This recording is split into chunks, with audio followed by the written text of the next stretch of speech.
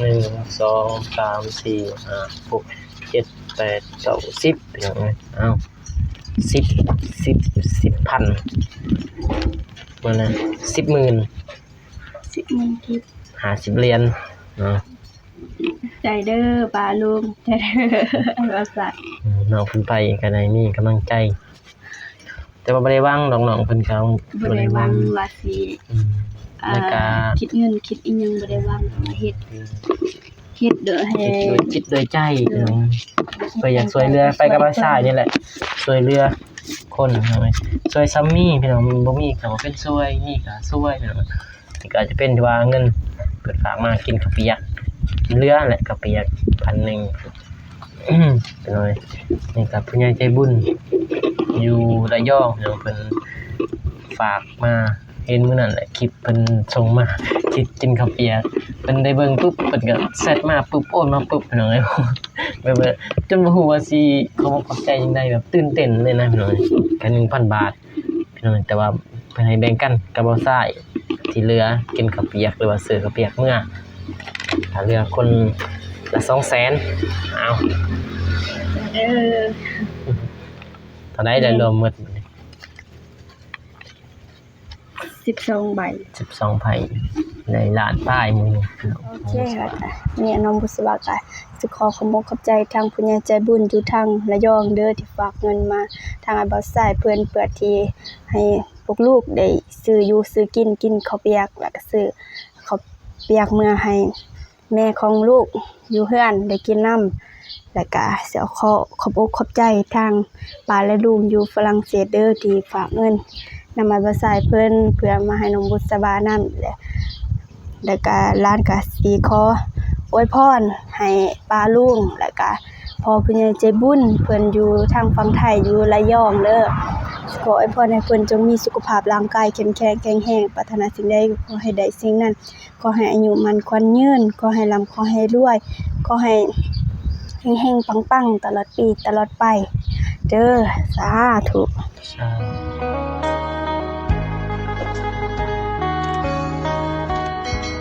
เปิดภาพมาพี่เด้อพี่น้องเด้อมาอยู่ที่ร้านอาหารพี่น้องเอ้ยอยู่ที่แหละอยู่บ้านหัวเซ่พี่น้องบ่อนที่ว่าน้องบุษบาเพิ่นที่ว่าสายพามากินในมื้อนั้นพี่น้องเอ้ยนี่เป็นคาพี่เด้อในโต๊ะอาหารก๋วยเตี๋ยวเอิ้นว่าข้าวเปียกพี่น้องเอ้ยข้าวเปียก3ยักษ์แล้วก็มีตำพี่น้องเอ้ยตำสมพอได้ซื่นหูซื่นตาพี่น้องพาน้องเพิ่นไปเที่ยวบางทีเพิ่นอยากกินตอกกินตำนั่นแหละ ก็กินตำกินข้าวเปียกไปนำพี่น้องเอ้ยพี่ตาพายังมาก็มาได้เด้อพี่น้องเด้ออยู่บ้านโฮเซ่พี่น้องเป็นตูบอยู่ห้องไผห้องมันพี่น้องเอ้ยนี่ปลาสายก็อยู่2คนในตูบนี่แปลว่าเป็นส่วนตัวเลยพี่น้องเอ้ยมาไว้กินข้าวหลังจากจะไปเที่ยวพี่น้องเอ้ยนะอันนั้นตามนี้เด้อพี่น้องเด้อก่อนอื่นก็กราบทักทายสบายดีเด้อพ่อแม่พี่น้องว่าสุขสุขคนพี่น้องบ่ว่าจะอยู่ภายในหรือว่าต่างประเทศก็กราบทักทายสบายดีเด้อพี่น้องเด้ออยู่ดีมีแฮงว่าสุขสุขคนพี่น้องเอ้ยพบพ้อกันอยู่ที่โต๊ะอาหารมื้อนี้บัดนี้จังได๋ว่าพี่น้องเพิ่นสิว่าโอ้ยพาแต่น้องไปเฮ็ดงานคือบ่เห็นกินข้าวกินน้ำแต่ว่าไปเที่ยวก็บ่ได้กินข้าวกินน้ำบ่พี่น้อง กะแวะพาน้องเพิ่นแวะกินข้าวกินน้ำอีกพี่น้องเอ้ยเพื่อสิมีแรงมีเหลี่ยวมีแรงน่ะจังนั้นก็ซื้อข้าวเปียกพี่น้องเอ้ยเดี๋ยวสิซื้อข้าวเปียกอีกเมื่อให้แม่เฒ่าอีกพุ่นนี่เพราะว่าค่าเงินทางผู้ใหญ่เพิ่นฝากมาที่ว่าเห็นคลิปในมื้อนั้นแหละที่ว่ากินข้าวเปียกแต่ว่าคลิปปลาเผานี่ยังบ่ทันได้จักจักเทื่อเพราะมันปลาเผาเฮาต้องใช้เวลาสิว่าซื้อปลาแล้วก็มาเผาในเรือนน้องนำเรือนน้องเพิ่นก็บ่มีเตามีถ่านมันก็สิยากแน่พี่น้องเอ้ยบางทีจะสิซื้อถ่านซื้อหยังพุ่นแหละพี่น้องจึงสิได้เฮ็ดทางอันนั้นเพิ่นฝากมาเพิ่นบอกให้บอกซื้อบ่พี่เบาอยู่ตั้งแดนพี่เบาอยู่ตั้งแดนเพิ่นฝากมากับทางน้องบุษบาเนาะทางเบาสายเนาะเบาสายก็ลืมเลยเบาไปมันอันนั้นพี่น้องเอ้ยบัดแรกเพิ่นละสิเฮ็ดคลิปปลาเผาตอนนี้ก็ได้ออกมาเดินทางก็เพื่อในว่าอาหารข้าวเปียกมันไกลแน่พี่น้องสวัสดีเด้อน้องเด้อโดยสวัสดีเด้อ สวัสดีเด้อพ่อแม่พี่น้อง FC และสวัสดีเด้อผู้ใหญ่ใจบุญทุกท่านบ่ว่าสิอยู่ฝั่งลาวฝั่งไทยอยู่ภายในหรือต่างประเทศก็กราบทักทายสวัสดีสบายดีเบิดสู่คู่สุคนเด้อพี่น้องคลิปนี้ก็เป็นที่ว่าจากผู้ใหญ่ใจบุญเพิ่นฝากมาแล้วก็พาน้องเพิ่นไปเที่ยวแล้วก็ไปกินข้าวเปียกกินหยังแล้วพี่น้องกินเลยน้องจะหิวก็กินก่อนเพราะว่าก็มีแน่เพราะบ้านก็เสร็จสมบูรณ์แล้วบ้านที่ว่า บ้านตากับยายนั่นก็เสร็จสมบูรณ์พี่น้องซื้อเครื่องซื้อของเข้าไปแต่ว่าเงินก็ผู้ใหญ่เพิ่นได้ให้กับน้องบุษบาแน่บัดนี้บ่าวสายก็สิให้มื้อนี้พี่น้องให้มื้อที่ว่ากินข้าวเปียกมื้อไปเที่ยวนี่แหละพี่น้องเพราะมันเป็นเวลาแน่เพราะว่ายันน้องเพิ่นเกิดเพิ่นค่าแล้วว่าน้องเพิ่นอยากไปซื้อนั่นซื้อนี่พี่น้องขอบผู้ใหญ่เพิ่นฝากมาให้ทั้งน้องบุษบา50เหรียญพี่น้องที่ใส่น้องเพิ่นในมื้อนี้เลยแต่ว่าตัวนี้นี่โตที่ว่ากินมื้อนี้นี่เป็นทางผู้ใหญ่ใจบุญเพิ่นก็ดีใจพี่น้องที่ว่าผู้ใหญ่ใจบุญเพิ่นได้เบิ่งได้เห็นก็เพิ่นโอนเงินมาให้กินข้าวเปียกกินหยังแล้วก็สิซื้อมื้อให้แม่เฒ่าแน่พี่น้องแต่ว่าเงินที่ว่าป้าเผานี่ก็ยังนำเบาสายเด้อพี่น้องเด้อยังคือเก่าคือเดิมแหละครับนี่ได้ซื้อให้น้องเพิ่นก็บ่ลืมพี่น้องเดี๋ยวถ้าเวลาว่างๆแน่ก็สิซื้อพี่น้องเพื่อ ให้น้องเพิ่นนั่นแหละให้มันได้กินได้อยู่หรือว่าได้กินคือแบบคือเมืองพี่น้องปลาเผาพี่น้องเนี่ยได้สิมอบเงินให้ทางน้องบุษบาพี่น้องไปเงินที่ว่าป้ากับลุงเพิ่นฝากมาพี่น้องฝากมาก็คือว่าหลายเติบพี่น้อง50เหรียญก็เป็นเงินลาวก็ถึงอยู่ล้าน1ล้านคนละ1ล้านคือหลาย บ่ใส่ก็1ล้านพี่น้องน้องบุษบาก็1ล้านแบ่งกันพี่น้องแล้วก็ว่าเงินที่เหลือที่ว่ากินข้าวเปียกก็สิแบ่งพี่น้องเพิ่นคน 1,000 บาทก็ตรงนี้ก็ประมาณเหลือคนละ 200,000 ปลายเพราะว่าถ้าซื้อข้าวเปียกเด้ ซื้อข้าวเปียกอีกซื้อตัวนี้เด้ก็คนละ 200,000 เนาะไม่ใช่เงินที่ว่าฝากกับลุงฝากมาให้ฝากกับลุงอยู่พุ่นแหละพี่น้องเอ้ยอยู่ยังว่าสหรัฐบ่สหรัฐอเมริกาเนาะบ่แม่นเนาะอยู่ฝรั่งเศสฝรั่งเศสหรัฐอเมริกาเขียนเอาไว้เลยบัดนี้เขียนเพื่อที่เฮาสิจื้อนะเลยที่ว่าผู้ใหญ่ใจบุญเนาะผู้ใหญ่จะทุกคนที่ผู้ใหญ่จะบุญเพิ่นช่วยน้องเพิ่นโอนเงินมาแล้วน้องจดเอาไว้หมดเลยน้องเพิ่นสิจื้อบ่ใช่จดไว้หมดเลยฝรั่งเศสหรือว่าเยอรมันผู้ใหญ่จะบุญทุกๆคนเยอรมันนี่ยังลายไว้เลยดูทางคนก็ได้จดหมดฝรั่งเศสบ้านละเนาะโดยอยู่ฝรั่งเศสป้ากับลุงทางฝรั่งเศสเพิ่นก็เข้ามาใหม่ๆเดี๋ยวที่ว่าเบาสายไทยกับน้องบ้านเนาะเข้ามาช่วยเหลือทั้งตาและยายเพิ่นช่วยหลายเลยเนาะจนเบาสายจน รู้สึกจนว่าเป็นสะพานบุญก็จนตื่นเต้นเพิ่นช่วยหลายอีหลีกับรวมๆก็จน200ไป400ไปเหรียญพุ่นเพิ่นช่วยหลายอ่ะสิมอบให้เลยพี่น้องเอ้ยเพื่อบ่ให้น้องเพิ่นให้มีกำลังเกิดมาแล้วมีน้ำจิตน้ำใจในการที่ว่าไปเฮ็ดเฮือนตากับยายมีกำลังใจมีกำลังใจแต่เฮาก็เฮ็ดไปก็บ่ได้หวังว่าจะเอาผลตอบแทนอีหยังเฮ็ดไปแบบให้เพิ่นได้อยู่เพิ่นได้อยู่ได้เศร้านะให้เพิ่นได้อยู่คือเฮานี่แหละเฮาก็ได้บุญกันเนาะเพิ่นทางผู้ใหญ่หรือว่าป้าและลุงก็ได้บุญหรือว่าทางอ้ายยังก็ได้บุญเพิ่นก็ฝากมาหลายพี่น้องเอ้ยก็เป็นเตสิทธิ์สมบูรณ์ขายบุญไปฮอดจอดถึงอะไรพี่น้องเนาะเฮามีแต่เป็นสะพานบุญแบบไปซื้อ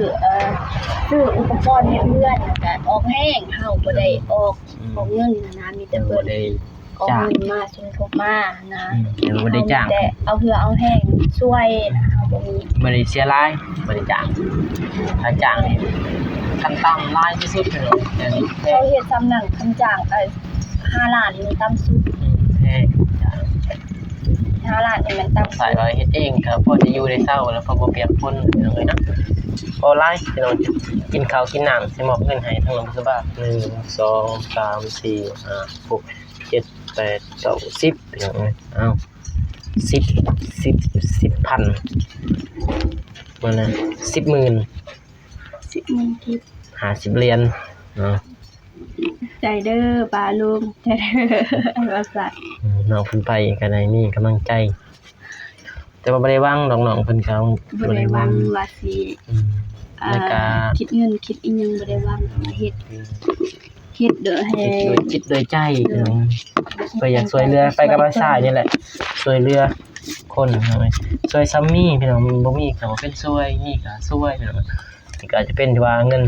เพิ่นฝากมากินข้าวเปียกเหลือแหละข้าวเปียก1,000จะซื้อมื้ออีกเนาะพี่น้อง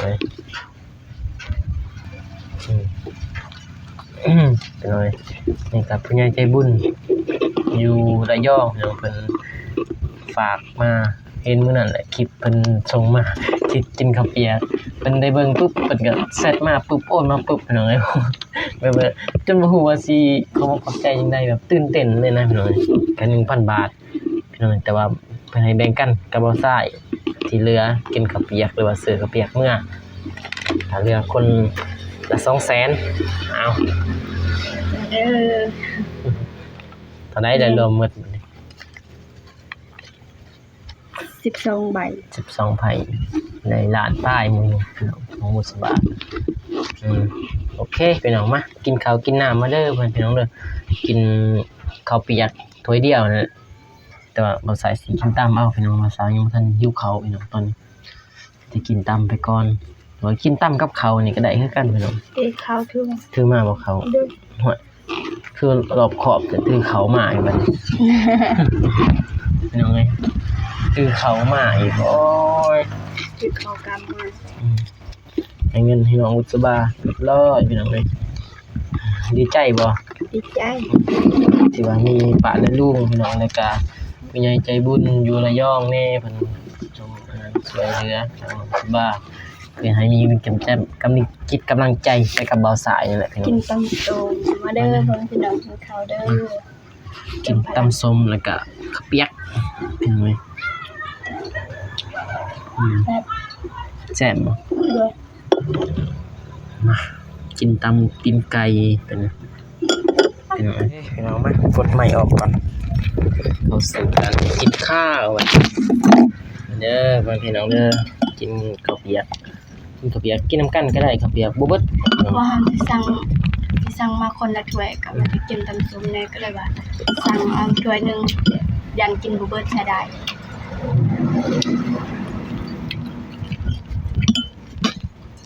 บวงแม่นบ่ได้มาพี่น้องมากินข้าวนำกันกินแต่ข้าวเปียกถ่ายคลิปเดี๋ยวนี้ก็เลยย่านถ่ายคลิปอยู่เฮือนกินเฮือนหลายอย่า FC เบื่อบอกมาทางนอกอีกหน่อย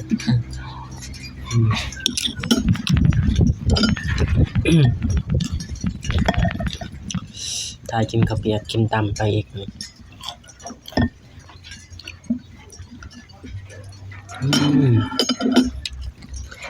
น้องถือเขามานำพาไปเรียนก็ถือเขาเนาะเดี๋ยวกินเขาวต่อ น้ำอย่างหิวเขา นี่แหละ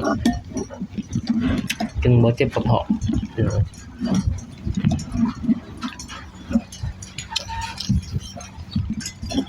มาสายบะหมี่ไปกินเขา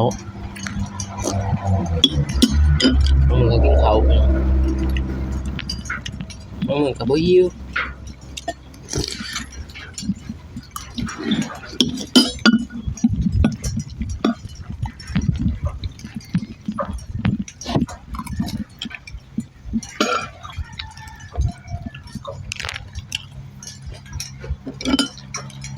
ม่วนบ่ไปดินมันเนี่ย มัน เดี๋ยวเบิ่งสวนผักนี่ โดยของปลูกมันงาม ม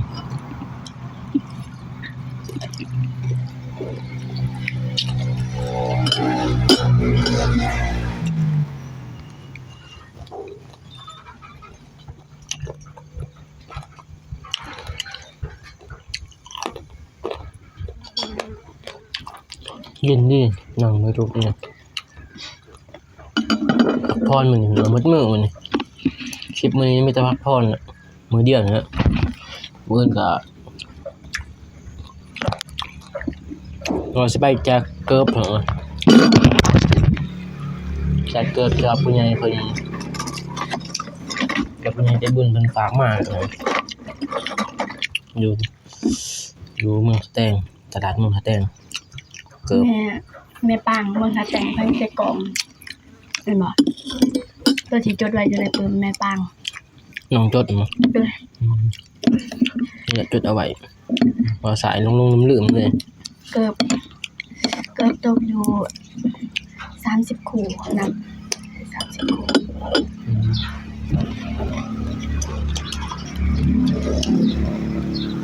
เอามีแต่แบบเล็กน้อยใช้ได้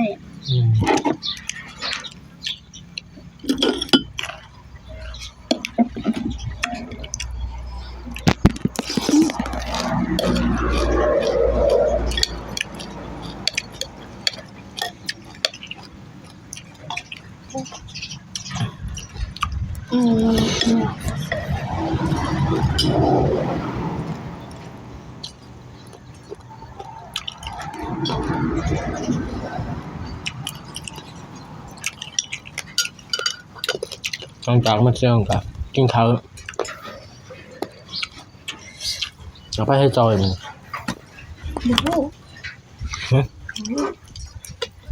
โอ้โห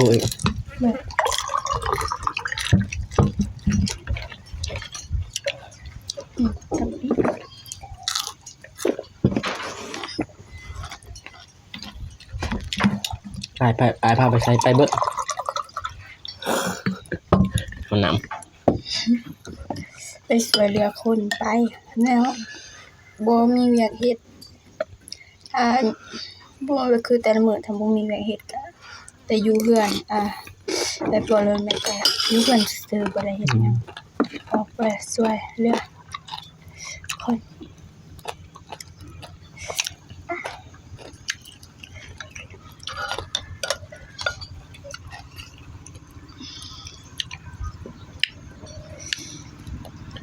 อิ่มทั้งบุญอิ่มทั้งใจ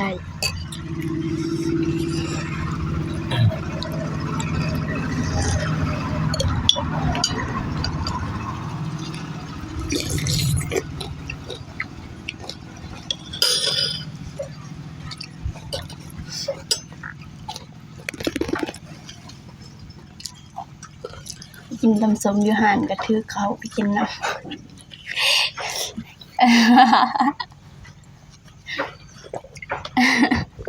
บ่มีไผในที่มีแต่น้องบุษบาแหละแม่เองคือเทื่อน้องมันไปมันคือเขาไปนำคือยันแบบเปลี่ยนไปบ่สายบ่มีเขากินบ่แม่นแบบคือเฮาไปเฮาก็ต้องถือพกพาใส่ตัวเองจะเฮาไปแล้วก็คือเฮาหิวยามใดเฮาก็กินเนาะมีเขาเฮาบ่หานสิไปหาเด้ดีแล้วที่แบบนี้สบายใจกว่าเฮ้ยพยายามกินนำกันกะเอาออกมา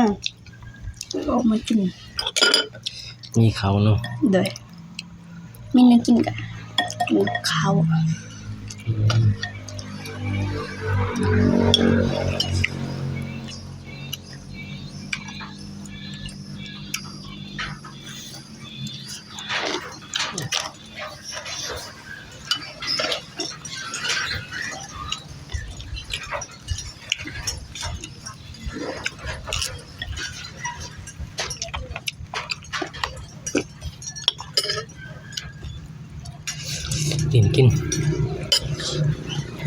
กินให้อิ่มท้อง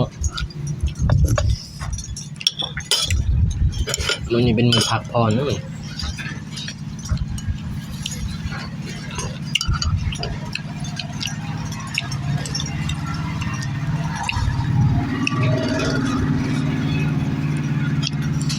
อากาศช่วงนี้ร้อนนั่นดิเนาะ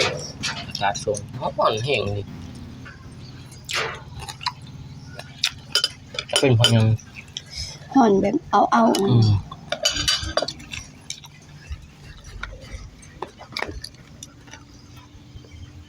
ตอนนี้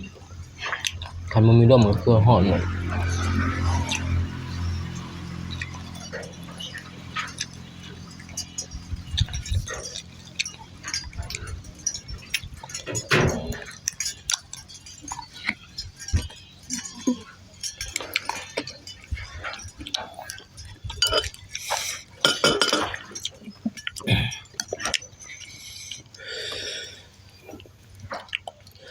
โอ้ชื่นตาเลยเป็นไง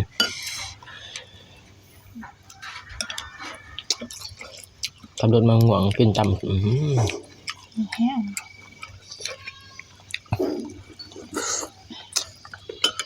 โอเคพี่น้องเอ้ย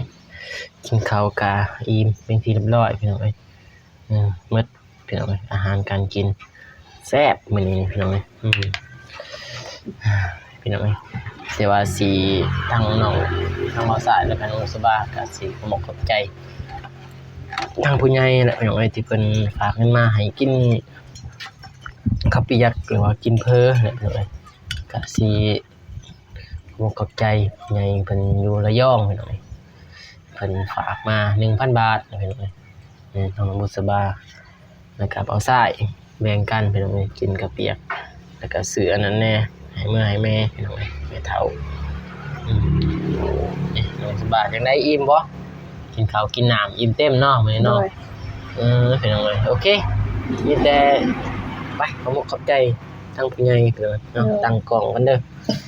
มายับมานี่พี่น้องเอ้ยมานั่งอยู่นี่เยี่ยมแบบเฮา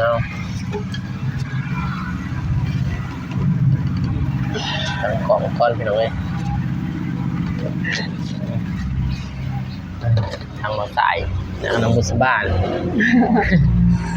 กินข้าวเปียกนี่แล้วก็ทั้งเงินนั่นแหละป้าเลยลูกเป็นฝากให้กับเราใส่ให้น้องบุษบาแน่เพิ่นว่า50 เหรียญพี่น้องเอ้ยสิขอบใจเป็นในคลิปนี้เลยเด้อพี่น้องเด้อเพราะว่ากับเราใส่กะมีเวลาที่ว่ากำลังแดเวียกงานเลยเนาะแหละทางเงินตายายมื้อนี้ก็เลยออกพาน้องเพิ่นออกมาเที่ยวมาพักผ่อนพักกายพักใจแหละแล้วบ่คิดหลายเฮ็ดเวียกนำพักนำแล้วก็ส่วนเรือคนไปนำไปเลยไปหน่อยไม่เจอก็ขอบใจสิขอบใจทางผู้ใหญ่ใจบุญอยู่ทางระยองเด้อที่ฝากเงินมาทางบ่าวสายเพื่อที่ให้พวกลูกได้ซื้ออยู่ซื้อกินข้าวเปียกแล้วก็ซื้อข้าวเปียกเมื่อให้แม่ของลูกอยู่เฮือนได้กินน้ำแล้วก็สิขอบใจทางป้าและลุงอยู่ฝรั่งเศสเด้อที่ฝากเงินนำมาบ่าวสายเพื่อมาให้น้องบุษบานำแล้วก็ร้านก็สิขอ